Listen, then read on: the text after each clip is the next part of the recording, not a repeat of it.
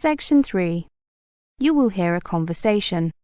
First, you have some time to look at questions 21 to 30.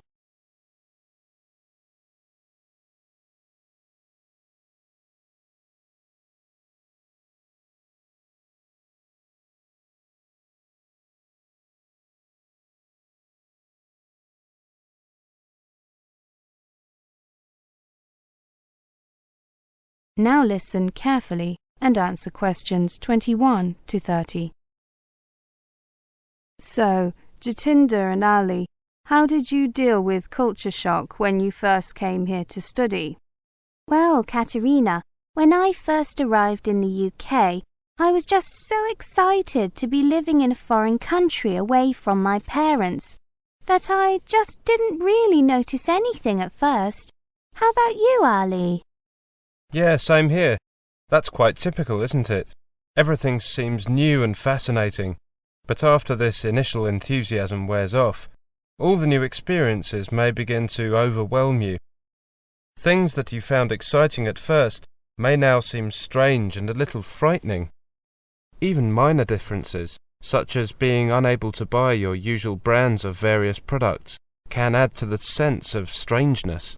Yes, that's right. Then you may start to experience sudden mood changes and strong reactions, feeling lost, disoriented, and even irritated and resentful. Most of all, you may wish you were back among the familiar people and places at home.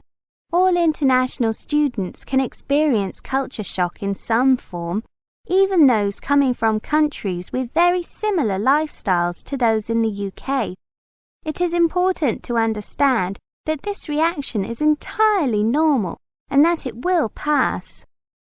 Okay, so what suggestions do you have for me? Well, I made sure that I arrived early. I got here about 10 days before most of the other students, so that I could settle in before things got busy. Many universities run special induction programs for international students in the week before term begins. A typical induction program provides a tour of the college or university, an overview of its facilities and how to use them, help with registering for your academic program, and social events where you can meet other students and staff. This can help you to start to get used to your new environment.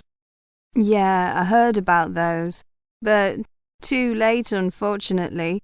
Jatinder, did you go on an induction course like Ali? No, I wish I had, but my parents wouldn't let me go a day sooner than absolutely necessary. It was very annoying. Every university has counsellors who can give you practical advice on adjusting your new environment. These people have special training in offering advice and support, and they understand the challenges you face. They can listen to you sympathetically, offer practical suggestions, and refer you to other professionals if necessary. Your personal tutor and the staff in the international office of your college or university can also be helpful. Have you heard about the buddy or mentoring system?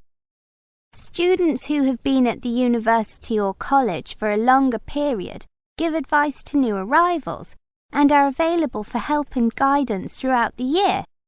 There is information on schemes such as these at the Students' Union, or the International Student Association will help you become involved. I used the system when I arrived and found it really opened some doors socially. You know, I got to meet lots of people, like Ali, right? Right, Katerina. I think it's also important to keep in touch with home. Use the telephone, email and conventional mail to keep in contact with your friends and family at home. In larger towns or cities with large international communities like this one, you may be able to find people from your country. Spend some time with them. Many international students find that it helps to make contact with people from a similar background because they understand what you're going through. Spending time with people from your country can also be a relaxing break from the strangeness of the UK. You can speak your own language, eat your own foods and talk about what is going on back home. Yes, and don't forget that the university has a variety of cultural societies, as well as an active international students association. Ask at the student union. They may also have information about national or cultural groups outside the institution. Another thing you should try to do is to keep healthy and active. Make an effort to exercise regularly. You will feel better, and it can also be a good way to meet people. Eat a balanced diet and find a shop that sells food from your part of the world, so that you can enjoy familiar meals when you want them. That's a really good idea. I'll sign up at the University Sports Centre this afternoon. I don't know whether you believe in God, but if you do, remembering your faith can be helpful and comforting.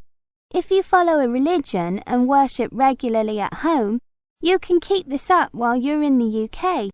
It can provide a sense of stability and be a link to your life at home. Every major religion in the world is represented here, and most large cities have Muslim, Hindu, Sikh and Buddhist centres, as well as synagogues and churches of all denominations. The student union keeps a list of places of worship. I'm not religious, but I do see your point. So there's plenty I can do, practical things I mean. And above all, I need to remind myself that culture shock is normal and temporary. That's the end of section 3. You now have half a minute to check your answers.